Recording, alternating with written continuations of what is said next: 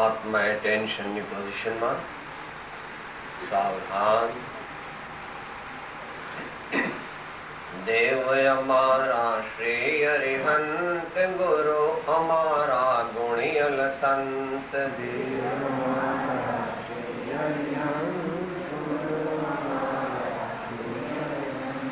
દેવ અમારા શ્રી અરિહંત ગુરુ અમારા ગુણિયલ સંત.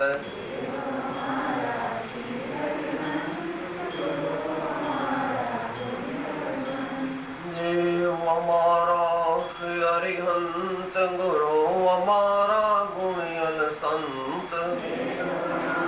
દેવ અમારા શ્રી અરિહંત ગુરુ અમારા ગુણિયલ સંત. દેવ અમારા શ્રી અરિહંત ગુરુ અમારા ગુણિયલ સંત.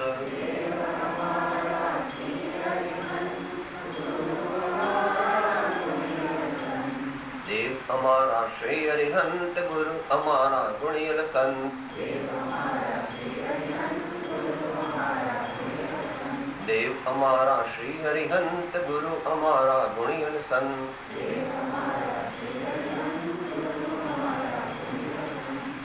અમારા શ્રી અરિહંત ગુરુ અમારા ગુણિયલ સંત.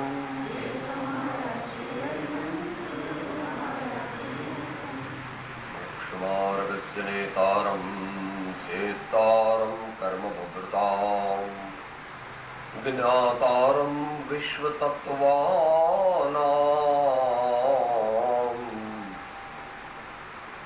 વંદે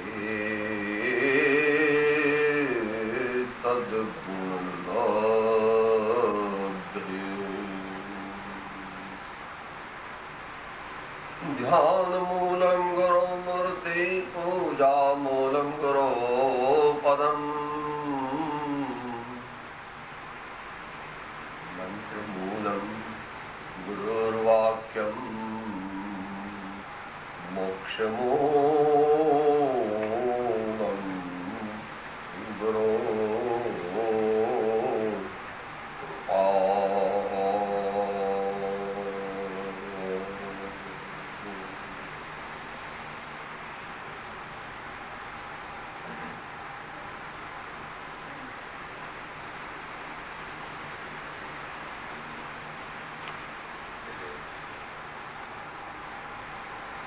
સ્વાધ્યાયનો વિષય છે અણુવ્રતનું પાલન.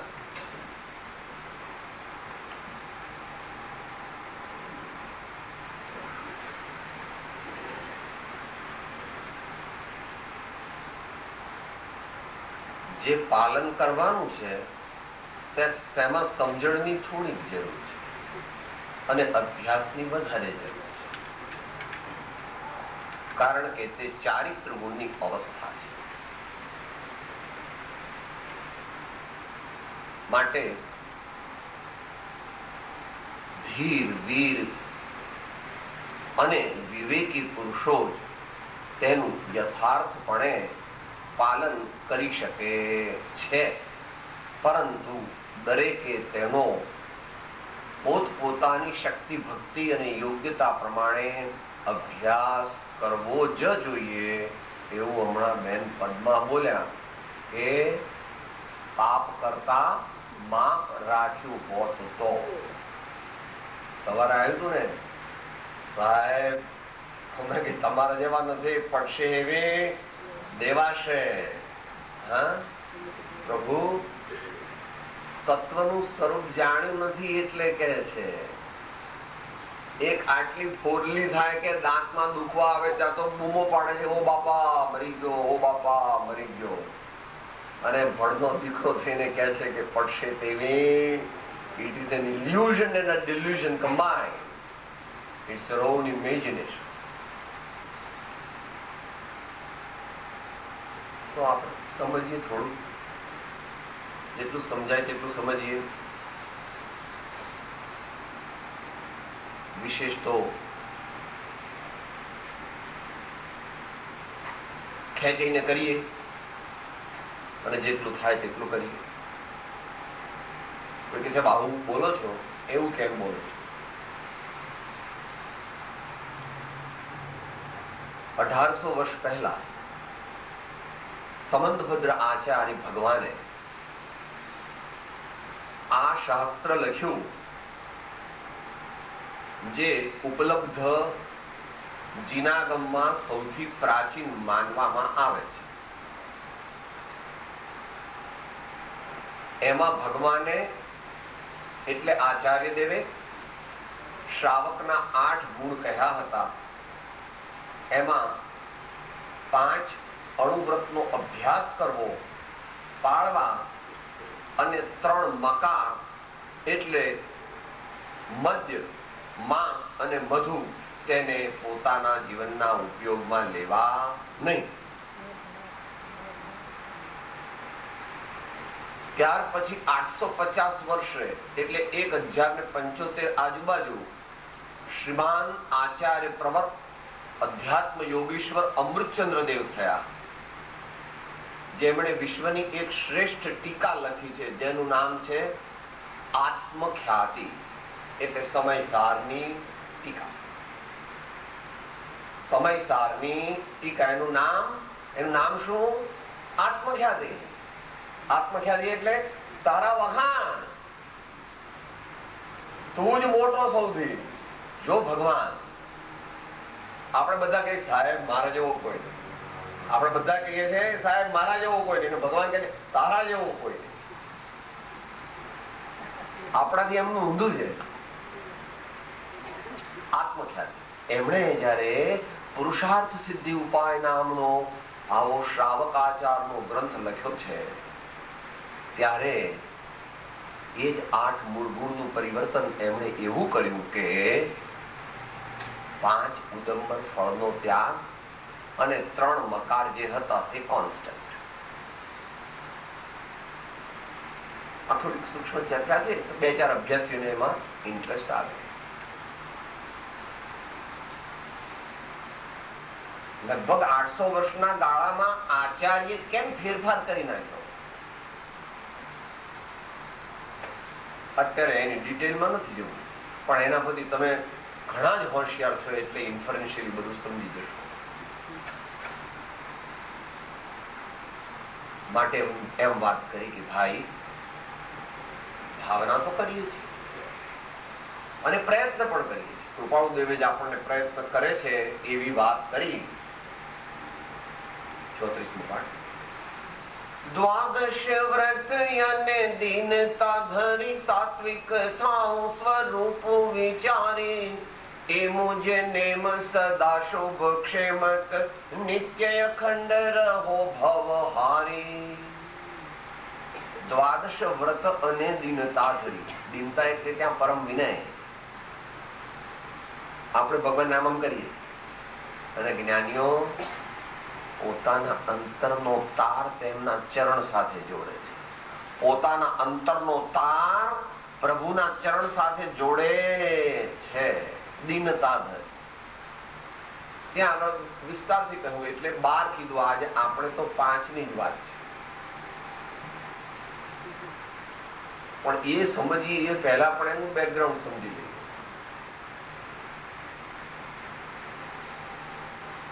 આ દેહધારીના જીવનનો આધ્યાત્મિક વિકાસ અધ્યાત્મ દ્રષ્ટિની મુખ્યતાથી થયો છે.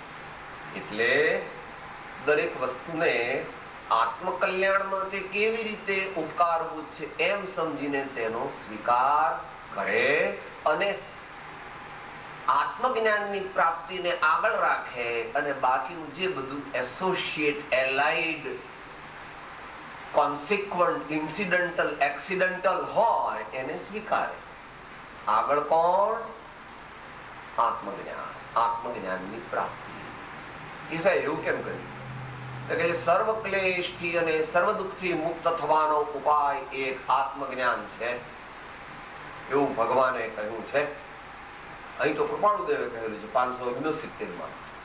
પણ એ જ વાત ભગવાન મહાવીરે, આચાર્ય ભગવંતોએ અને દરેક સંતોએ કરી છે. હમણાં બોલ્યા, મેં મને દેખ્યો, મેં મને દેખ્યો. ગઈકાલે આવ્યું હતું અવલોકન, નિજ સ્વરૂપ અવલોકનની કળા માટે આ પ્રારંભિક સમજી લઈએ ટૂંકમાં પણ કે સાહેબ વ્રત એટલે શું? વ્રતનો સામાન્ય અર્થ તો એટલો કે પાપથી પાછા ફરવું. પણ એવું કઈ મારા સ્વામી કહે નહીં. મારા સ્વામી છે એ સુપર સાયન્ટિસ્ટ. સુપર સાયન્ટિસ્ટ એટલે એનો અર્થ અત્યારે ન કહેવા બેસાય, કારણ કે એકદમ બેસે એવો. એટલે તેઓને પૂછ્યું ત્યારે કે છે ઇદમ કર્તવ્યમ ઇદમ ન કર્તવ્યમ ઇતિ અભિસંધિ પૂર્વક કૃતઃ નિયમઃ વ્રતમ. તો અલૌકિક એવા પૂજ્યપાદ ભગવાન સર્વાર્થ સિદ્ધિમાં એમ કે છે આ મારું કર્તવ્ય છે અને આ મારું કર્તવ્ય નથી એમ જે વિવેકી પુરુષ અંતરમાં પોતાની સમુચ્ચય યોગ્યતા અને શક્તિ જોઈને પોતાની શક્તિને છુપાવ્યા વિના હિંસા આદિ પાપોથી નિવર્તન કરે તેને ભગવાન વ્રત કહે છે.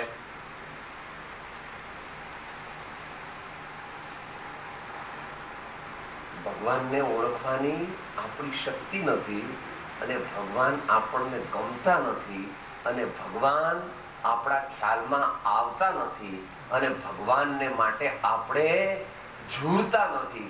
એટલે આપણે ને ભગવાનને કાયમ કે ત્યાં બેઠા છે જઈએ તો સમજ કે દી આવીએ વળી પાછા કોક વાર આ બીજી જગ્યાએ જઈએ ત્રીજી જગ્યાએ. જો કોઈ ઉપાય તને ભગવાન ભેટે એટલે ભગવાન પ્રત્યે પ્રીતિ થઈ જાય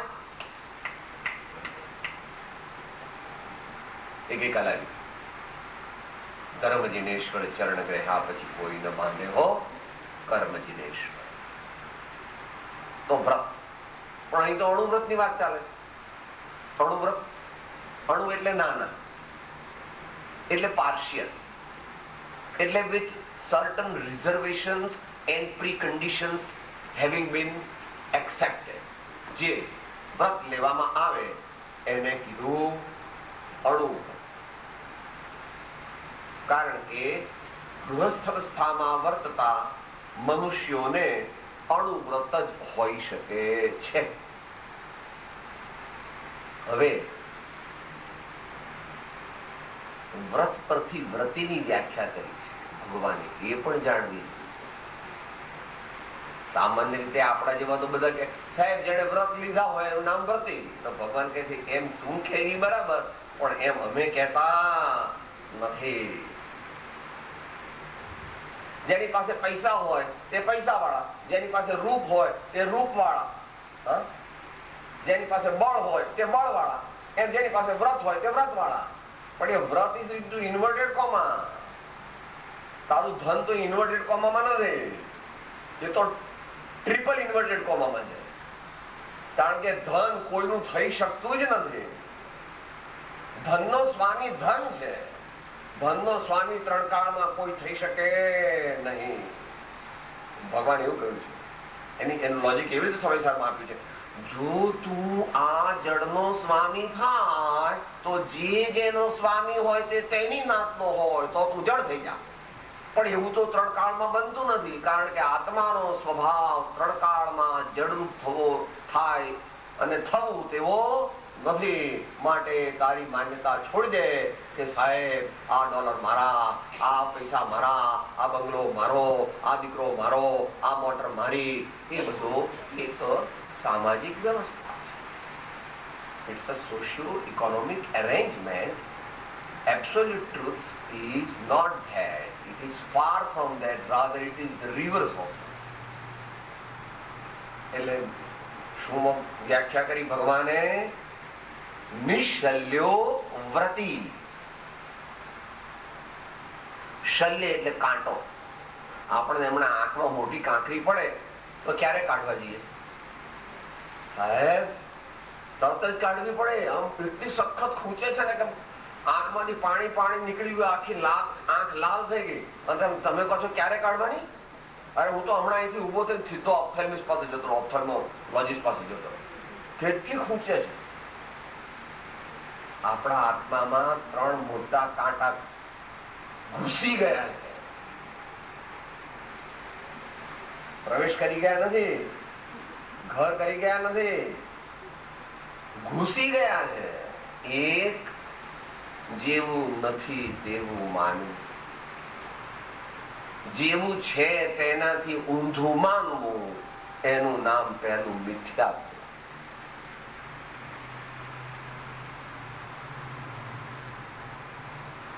બીજું, મનમાં કંઈક અભિપ્રાય હોય, બોલવું બીજું અને આચરવું ત્રીજું. એનું નામ મારા સ્વામી માયાચાર રૂપી કાંટો કહે. અને નિદાન એટલે ધર્મ પ્રવૃત્તિ કંઈ કરે તો એમાં એવી ઈચ્છા રાખે કે આ ધર્મ પ્રવૃત્તિથી મને દીકરા મળે, બંગલા મળે, મોટર મળે, પૈસા મળે, ખ્યાતિ મળે, મારો વટ પડે, હું મોટો માણસ કહેવાઉં. અને પછી જયારે આ દેહ છોડીને ચાલ્યો જાઉં, એવી તો જગ્યાએ બહુ ખબર નથી, પણ વિચારે કે આ જયારે આ દેહ છોડીને ચાલ્યો જાઉં ત્યારે સ્વર્ગમાં જાઉં ત્યારે ઓહો સાહેબ, લાખો દેવો મારી સેવા કરે. એવી કોઈ પણ પ્રકારની ઈચ્છા જે કરે છે તેને નિદાન અથવા નિયાણું કહે છે. ભગવાન કહે છે मांगो मत तो अच्छा और ज्यादा मिलेगा, और मांगो तो मिलेगा मगर थोड़ा मिलेगा और हल्का मिलेगा. એટલે કબીરે કીધું, मर जाऊं मांगू नहीं अपने तन के काज, परमार्थ के कारणे मांगत नावे लाज. मर जाऊं मांगू नहीं अपने तन के काज, परमार्थ के कारणे मांगत नावे लाज. 6 ખંડના ધણી આહાર માટે જાય ત્યારે આમ કરે.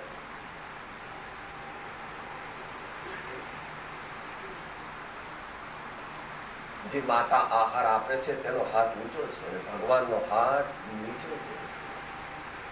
ત્યારે ભગવાનથી મોટા ને માં જયારે તું એમ કે કરે છે ત્યારે મોટી, પણ માનતી હોય તો નહીં.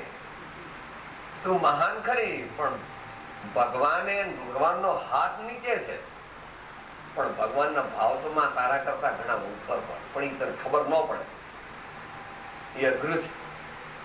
પણ છતાં તે વખતે તું મહાન છો, કારણ કે તારો હાથ ઉપર છે, ભગવાનનો હાથ નીચે છે. આ 3 શલ્ય મારા, તમારા કે કોઈ પણ જીવમાં હોય ત્યાં સુધી તેને નિશ્ચય નહીંથી વ્રત સાચું હોતું નથી. With these reservations and background, now we may take the topic of the today in very short. જે આ વાત સર્વ આર્ય દર્શનોમાં એક સરખી રીતે માન્ય છે. ભગવાન બુદ્ધે એને પંચશીલ કહ્યા, અને એ પંચશીલનો સ્વીકાર જવાહરલાલજી નહેરુએ અને આંબેડકરે બંને કર્યો. અને એમનો જે પેલો સિમ્બોલ છે સિંહનો, એને રાષ્ટ્રધ્વજની અંદર નેશનલ સિમ્બોલ તરીકે મૂકવામાં આવ્યો. મહર્ષિ પતંજલિએ પણ આ 5 વ્રતોનો સ્વીકાર કરેલો છે, અને ભગવાન મહાવીરે તેનો સૂક્ષ્મતમ વિસ્તાર કરેલો છે. પણ આપણા જેવા સામાન્ય મનુષ્યો તે ધારણ કરે ત્યારે તે અણુવ્રત હોય છે, કારણ કે આપણી શક્તિ ઓછી છે. અને જ્યારે કોઈ મહાજ્ઞાની તપસ્વી તેઓ જ્યારે એને ધારણ કરે ત્યારે તે જ વ્રત, તેનું નામ મહાવ્રત કહેવામાં આવે છે.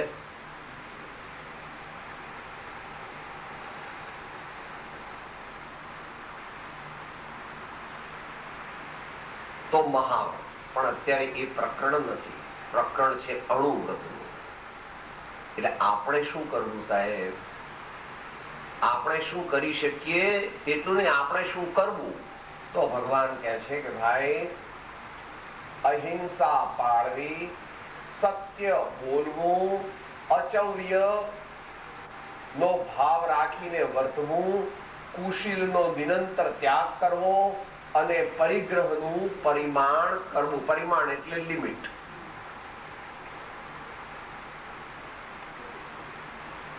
તમારે પેલી ઇન્કમટેક્સ નો સ્લેબ આવે ને, સ્લેબ ઇન્કમટેક્સ માં સ્લેબ આવે ને ભાઈ, નહીં? પરિમાણ એટલે સ્લેબ. કે તમે $100,000 પર ભરો છો ટેક્સ, કે $500,000 પર ભરો છો, 1 million પર ભરો છો, કે 5 million પર ભરો છો? એ બધું જુદો જુદો. અહીંયા પછી અમુક અપર લિમિટ આવે, પછી નો આગળ કઈ હોય. એટલે મહાવ્રત થઈ જાય એ અપર લિમિટ છે. કે સાહેબ મહાવ્રત થી ઉપર વ્રત કયા? કે મહાવ્રત ઉપર કોઈ વ્રત હોતા નથી. પછી જે હોય છે એનું નામ તો નિર્વિકલ્પ અને નિર્બીજ સમાધિ. તો અહિંસા વિશે આપણે વિચાર કરી ગયા હતા વિસ્તાર.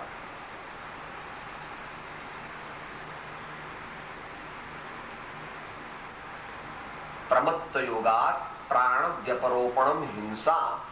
એટલે આપણે ઉતાવળમાં હોઈએ, ધ્યાન ન રાખીએ, દોડાદોડ કરીએ, બાવરા બની જઈએ અને એ સમય દરમિયાન આપણાથી ભૂલી જઈએ, અસાવધાન રહીએ અને મોટા કે નાના જીવોનો ઘાત થાય આપણા નિમિત્તથી, આ તેને હિંસા કહેવામાં આવે છે.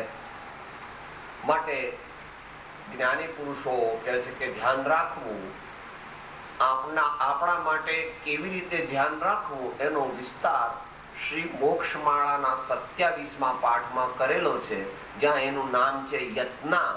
તે સૌએ વાંચવો, પણ બહેનોએ ખાસ વાંચવો, કારણ કે એમાં બહેનોને લગતું બધું વધારે છે.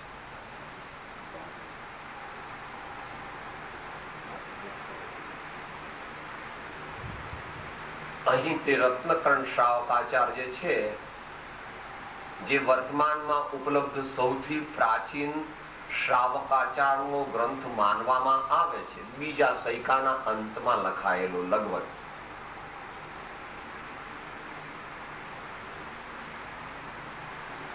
સંસ્કૃત ઓછું સમજાશે એટલે હિન્દી પદ્ય બોલું છું અને પછી એનો ભાવાર્થ.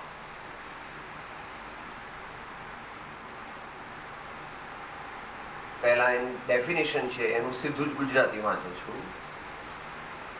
પાપ આશ્રવના દ્વાર રૂપ સ્થૂળ પ્રાણોનું વિયોજન, વિતથ વ્યવહાર, સ્તેય, કામ અને મૂર્છા, એમનાથી જે વિરમવું એટલે વિરક્ત થવું, તે અણુવ્રત છે. શાસ્ત્રી ભાષામાં લખ્યું છે. એટલે એનો અર્થ અહિંસાથી પાછા ફર, જૂઠથી પાછા ફરવું એન્ડ સો ફોર્થ. હવે ભગવાન અહિંસા અણુવ્રતની વ્યાખ્યા કરે છે.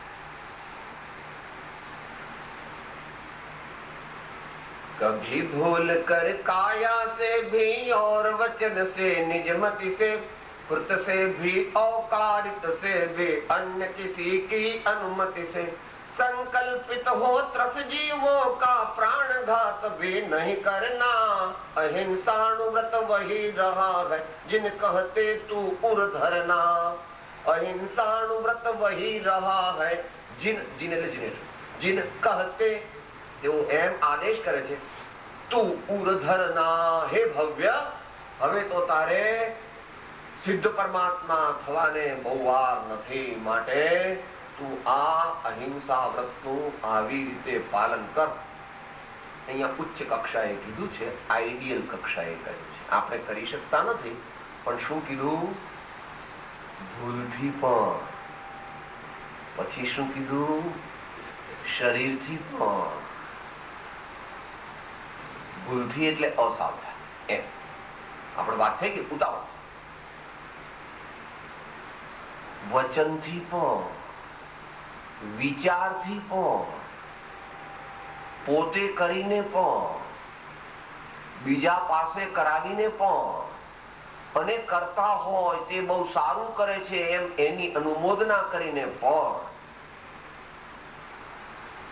હાલી ચાલી શકે તેવા જીવોનો ઘાત જે કરે છે તેને હિંસા હોય છે. અને હાલી ચાલી ન શકે તેવા જીવોનો ઘાત તો આપણે યત્નપૂર્વક રોકી શકીએ પણ નિવારી શકીએ નહીં, કારણ કે તે સૂક્ષ્મ છે. આપણે રસોઈ કરીએ, આપણે પાણી વાપરીએ, આપણે પંખો ચલાવીએ વગેરેમાં આપણા બધા માટે સૂક્ષ્મ અહિંસાનું પાલન સંભવ નથી. પણ કીડીઓ થઈ હોય તો બધી મારી નાખીએ, મચ્છર થયા હોય તો એના પર ફ્લીટ છાંટીએ, કે માખી હોય તો એને મારી નાખીએ, અથવા વંદા કે વીંછી નીકળ્યા હોય તો એને મારી નાખીએ, અથવા એ બધું તો ઠીક છે. પણ પેલો ઘરાક આવ્યો છે ને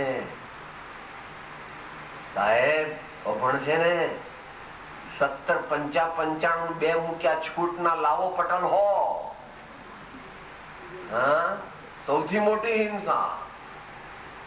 નાના પ્રાણીઓને તો બચાવીએ છીએ, પણ માણા આવે તો કે સાહેબ તમારે જેવાનું કામ નહીં, આગળ જાઓ, અમે કમાઈ લઈએ 2 વર્ષમાં. તમે આખી જિંદગી તમે ઢસરડો કર્યો તો અત્યારે 5 રૂપિયા 25,000 રૂપિયા તમારી પાસે નથી, અને અમે તો આ 2 વર્ષથી કરીએ છીએ ને, અમારે તો લાખો રૂપિયા.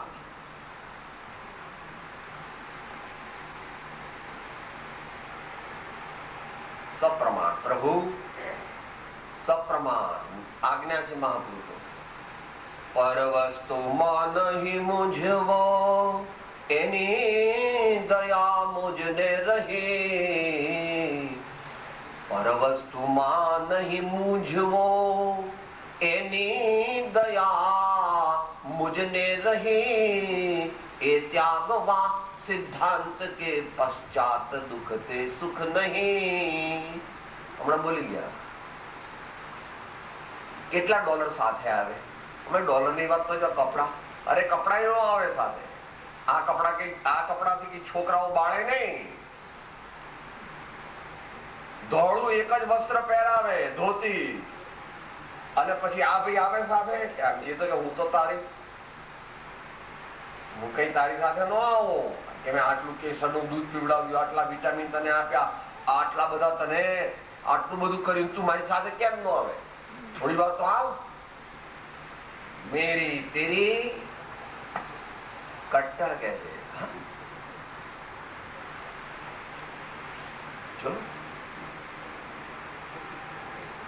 જૂનું તો થયું રે દેવળ, જૂનું તો થયું મારો હંસલો નાનો ને દેવળ, જૂનું તો થયું. તારે ને મારે હંસા પ્રીતિયું બંધાણી રે, ઉડી ગયો હંસ પિંજર, પડી તો રહ્યો મારો હંસલો નાનો ને દેવળ, જૂનું તો થયું. ડોલર તો ત્યાં બેંકમાં પડ્યા છે, એ કોઈના નથી. ડોલર નો સ્વામી તો ડોલર છે, પણ આ નજીક છે ને તદ્દન, હા નજીક. સાહેબ તમને અહીંયા કોલસા મૂક્યો તો બૂમ પડી જાય, ભાઈ અહીં સડક તો કોલસો મૂક્યો તો. કારણ કે આપણે હજુ એટલો દેહાધ્યાસ તોડ્યો નથી, એટલા મહામુનીશ્વર નથી.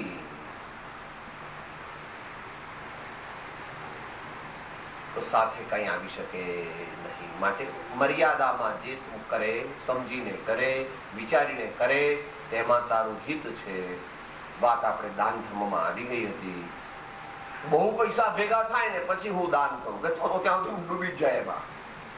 બહુ પૈસા ભેગા થાય ને પછી હું દાન તો એ પૈસામાં જ તું ડૂબી જાય. દૂરથી ખબર પડે કે વધવા માંડ્યા છે તો એની આઉટલેટ પહેલેથી શોધવા માંડવી પડે. અહીં સુધી આવે, આટલામાં આવે ત્યાં તો એકદમ આઉટલેટ કરવા માંડવી પડે. કારણ કે અહીં સુધી આવે તો પારસનાથ ને વાંધો ન આવે, પણ આપણે તો પારસનાથ અહીં સુધી પાણી આવ્યું તો પણ આપણે તો અહીં સુધી આવે ત્યાં સુધી ફિનિશ. દૂધ પહેલેથી પ્રી પ્લાનિંગ દાન, શીલ, તપ, ભાવ, સમ્યક દર્શન, સમ્યક જ્ઞાન, સમ્યક ચારિત્ર, સમ્યક તપ. Prepare before. અથવા યુવાનોને કહે છે strike while the iron is hot.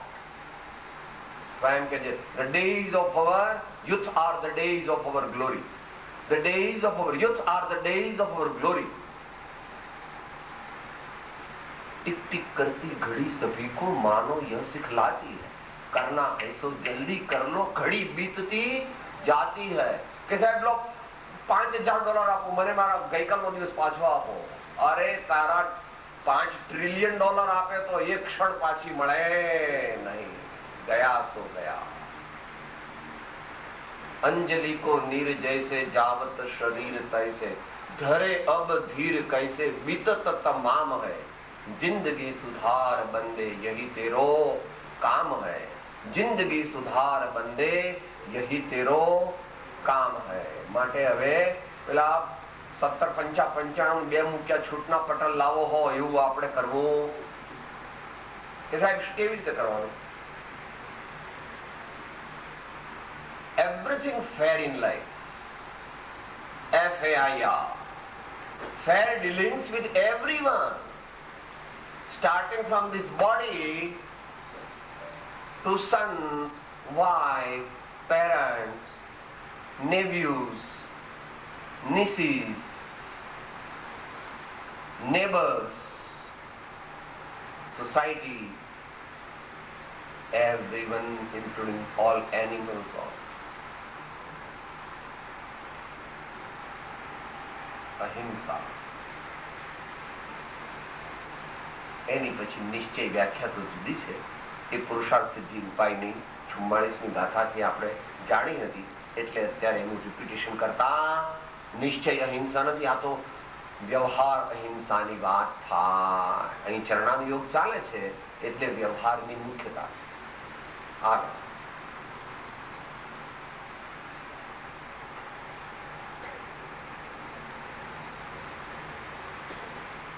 એના 5 અતિચાર કહ્યા છે.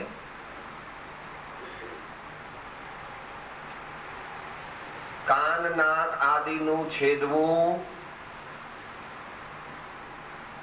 પશુ કે પક્ષીને બાંધી રાખવું અને તેને જ્યાં જવું હોય ત્યાં ન જવા દેવું, લાકડી, ચાબુક વગેરેથી એને મારવું, એ સહન કરી શકે એનાથી વધારે પડતો ભાર એના ઉપર લાદવો અને તેને આહાર પાણી સમયસર ન આપવા, એમ 5 પ્રકારે અહિંસાના અણુવ્રતના અતિચાર, અહિંસા વ્રતના અતિચાર અહીંયા અણુવ્રતને મુખ્ય લાગુ પડે છે. કારણ કે મુનિજન હોય એ કઈ પશુ વગેરે રાખતા તો આપણે આવો પ્રયત્ન, આટલું બધું આપણે કરી શકીએ નહીં પણ પ્રયત્ન કરવો. હવે સત્ય અણુવ્રત કહે છે.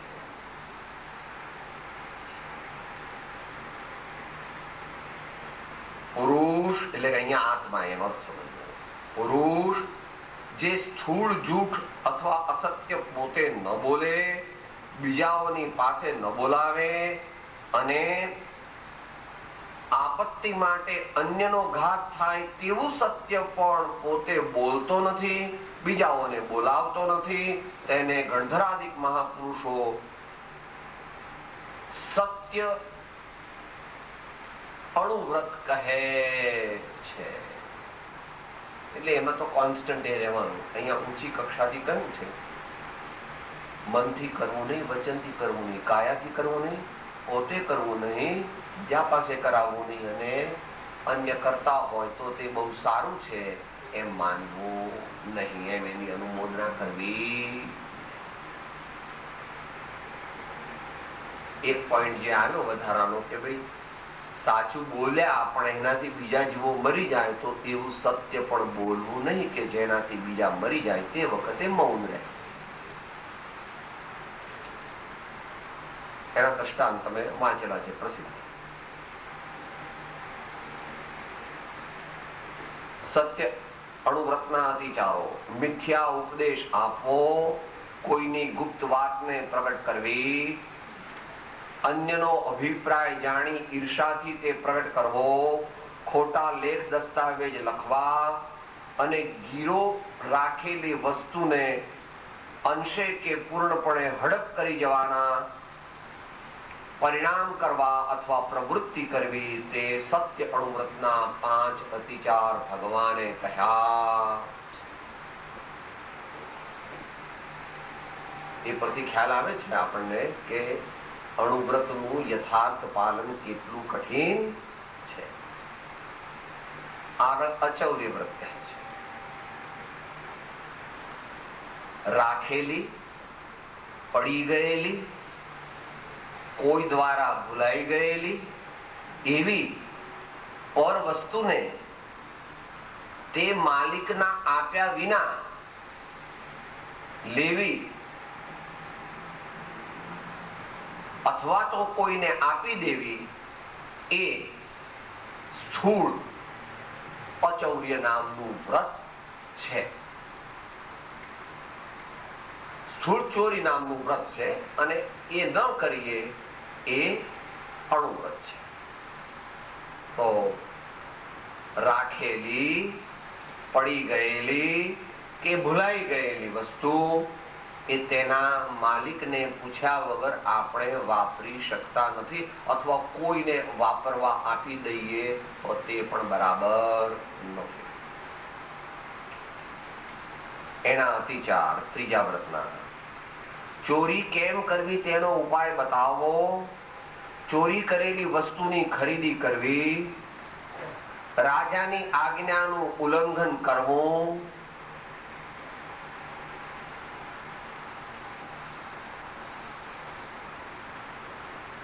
હલકી ભારે વગેરે વસ્તુઓની મેળવણી કરી દેવી અને હીન અધિક તોલમાં આપવો કરવો, તે અચૌર્ય અણુવ્રતના 5 અતિચાર છે.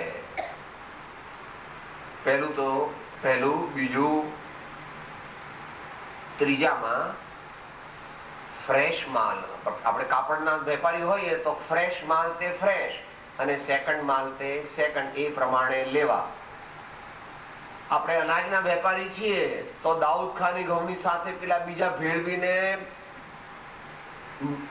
કિંમત કોની લગાવી, એટલા દાઉદ ખાની લગાવી અને અંદરમાં હલકા 10% ભેળવી દીધા.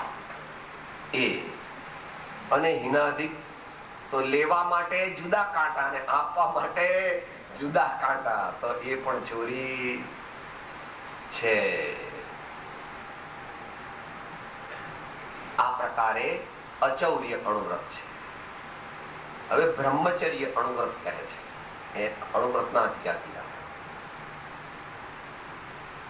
પાપના ભયથી ન તો પોતે પરસ્ત્રી પાસે જ જાય અને ન તો બીજાઓને પરસ્ત્રી પાસે મોકલે, તે પરદારા નિવૃત્તિ એટલે પરસ્ત્રી ત્યાગ નામનું અથવા સ્વદારા સંતોષ નામનું અણુવ્રત અથવા તો ગૃહસ્થનું બ્રહ્મચર્ય વ્રત કહેવાય છે. બીજા કોઈ કારણથી નહીં, મને પાપ લાગશે એમ સમજીને હું કુશીલ સેવીશ તો મારા આત્માને સાથે પાપ કર્મ ગાઢા ચોંટી જશે એમ સમજીને. અહીંયા વ્યવહારની મુખ્યતા છે. ચરણાનીઓ ચાલે છે ને, શુદ્ધ બ્રહ્મ તે મારું સ્વરૂપ છે અને તે શુદ્ધ બ્રહ્મમાં ચર્યા કરવી, આત્મામાં લીનતા એકાગ્રતા કરવી, કારણ કે બ્રહ્મચર્ય મારો સ્વભાવ છે એમ જાણીને પોતાના આત્મામાં લીન થવું એ બ્રહ્મચર્ય નામનું નિશ્ચય વ્રત છે. પણ એ આપણને થોડું ઘણું હોય, આપણા જોગું હોય. ખરું તો એના મોટા સ્વામી તો મુનીશ્વર છે, પણ યથાપદવી એના 5 અતિચાર કહે છે.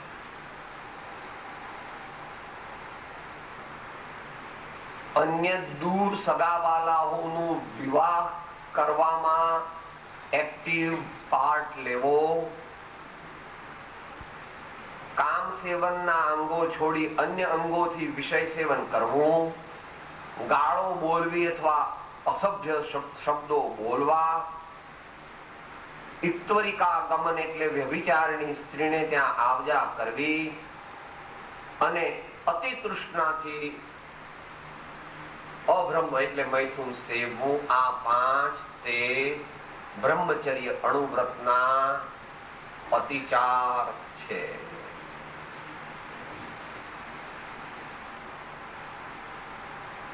લગભગ તો સેલ્ફ એક્સપ્લેનેટરી છે મોટા ભાગે.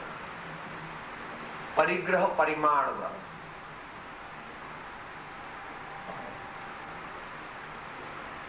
અતિવાહન 1800 વર્ષ પહેલા લખાયેલું છે ને, એટલે તે જમાના પ્રમાણે. અત્યારે તમારે એ પ્રમાણે ગણી લો. બહારની દુનિયા બદલાવાની, આત્માના ભાવની વાત છે.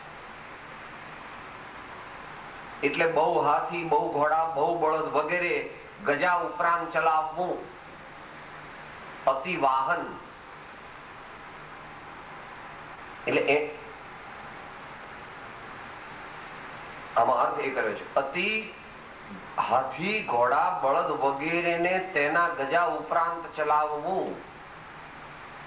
આમ તો અહિંસા વ્રતનું ત્યાં આગળ વધારે પડતો ભાર મૂક્યો હતો.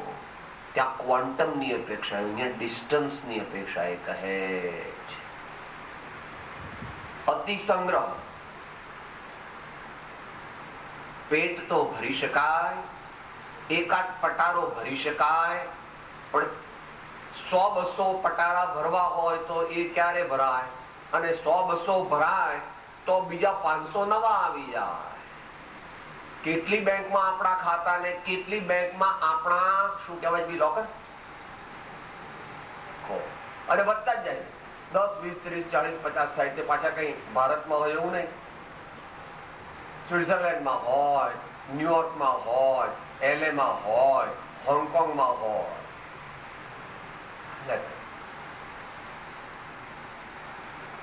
અને એ કઈ ધનધાન્ય આદિ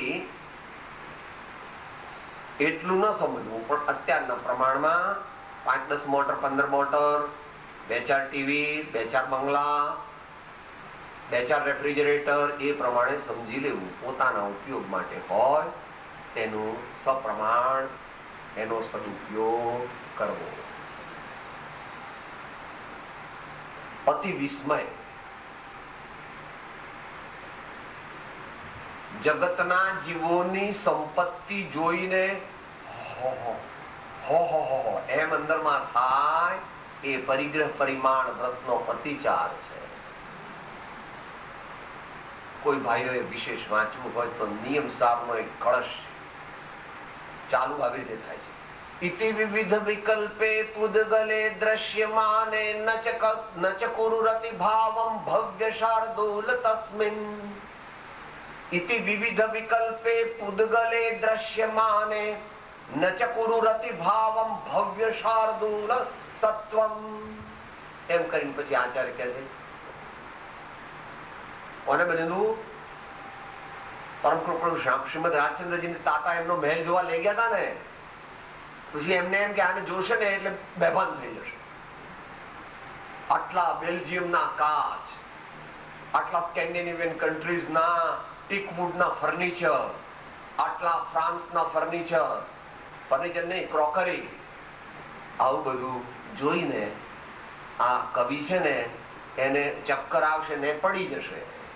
પણ એવું કઈ થયું નહીં. દરેક વખતે પૂછે કેમ લાગે છે, કેમ લાગે છે, આ કેમ લાગે છે, આ કેમ લાગે,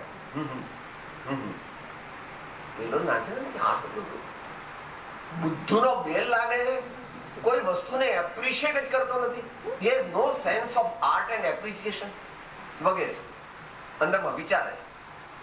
પછી નીચે જવાનો સમય થયો એટલે નીચે પાછા, આમ તો સજ્જન એટલે નીચે દાદરા સુધી મૂકવા આવે ને, બારણા સુધી, એ કેમ સાહેબ તમારી વિઝિટ કેમ રહી? એટલે કે સારી રહી, પણ કે મારે એક પ્રશ્ન પૂછવો છે કે અહીંથી કોઈ સરનશીન થયું? પારસી ભાષામાં સરનશીન એટલે અહીંથી કોઈ સરનશીન થયું? બસ એટલું પૂછીને નીકળી જાય. જો તું સમજો હોય તો સમજી જાય કે 2-5 વર્ષમાં તું અહીંથી ચાલ્યો જવાનું છું ને આ બધું આમનું આમ રહી જશે, એમાંનું કઈ તારી સાથે આવશે, માટે એનું અંતરમાં મહાત્મ્ય કરતો નહીં. અતિ લોભ, પેલું ત્યાં વિસ્મય હતો, અહીંયા લોભ. એ તો આપણું સૂત્ર છે 10 વૈકાલી. જથા જથા લાહો તથા તથા લોહો, જથા જથા લાહો તથા તથા લોહો. અને અતિ ભાર વહન એટલે અહીંયા એ રિપીટ કર્યું છે કોઈ કારણથી. પરિગ્રહ ને હિંસાને એક લઈ લીધા છે. બહુ ભાર લાદવો એ 5 પરિગ્રહ પરિમાણોનો વ્રતના અતિચાર કહેવામાં આવ્યા. તો આ પ્રકારે ટૂંકમાં અણુવ્રત વિશે આપણે જાણીને એને આપણા જીવનમાં મૂકવું હોય તો, કોઈ પણ વ્રત પહેલા મૂકવું હોય તો સમ્યક દર્શન જોઈએ. સમ્યક દર્શન વગર પણ મૂકી શકાય તો તેનું નામ નિયમ, અને સમ્યક દર્શન સહિત હોય તો વ્રત. આપણા જેવાનું હોય તો અણુવ્રત. અને કોઈ એવા મહાન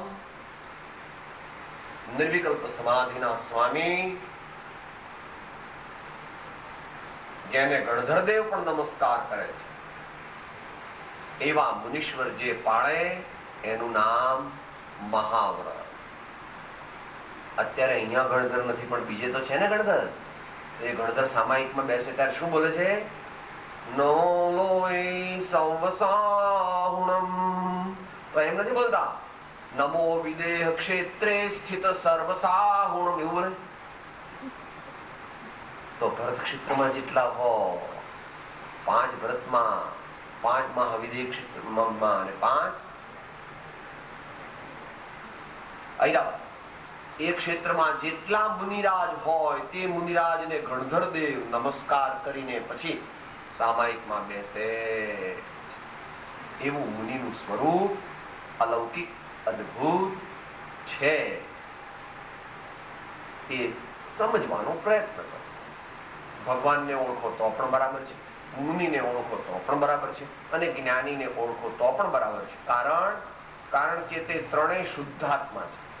જ્ઞાની સામાન્ય શુદ્ધાત્મા છે, મુનિ વિશિષ્ટ શુદ્ધાત્મા છે, અને પરમાત્મા પૂર્ણ શુદ્ધાત્મા છે, જેને પરમાત્મા કહેવામાં આવે.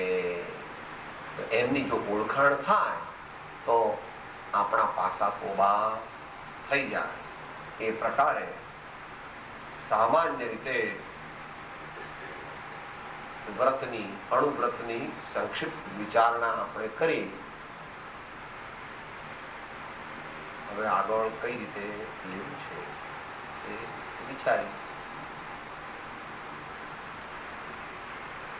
જો 2-4 પ્રશ્નો હમણાં લેવા હોય તો પહેલા લઈએ અને પછી લઈએ. તે પહેલા આપણે સ્વાધ્યાયનું અંત મંગળ બોલી લઈએ, પછી બીજું અંત મંગળ પછી બોલીશું.